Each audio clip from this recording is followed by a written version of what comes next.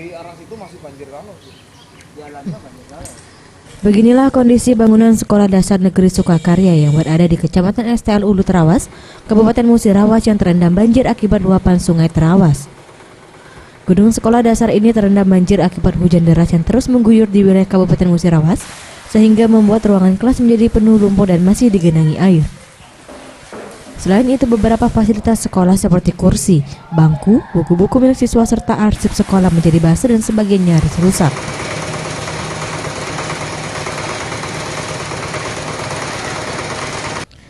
Sementara itu, tak jauh berbeda terjadi di Sekolah Dasar Negeri Sukakarya. Gedung Sekolah Dasar Negeri Desa Sukorejo pun turut juga terkena dampak banjir.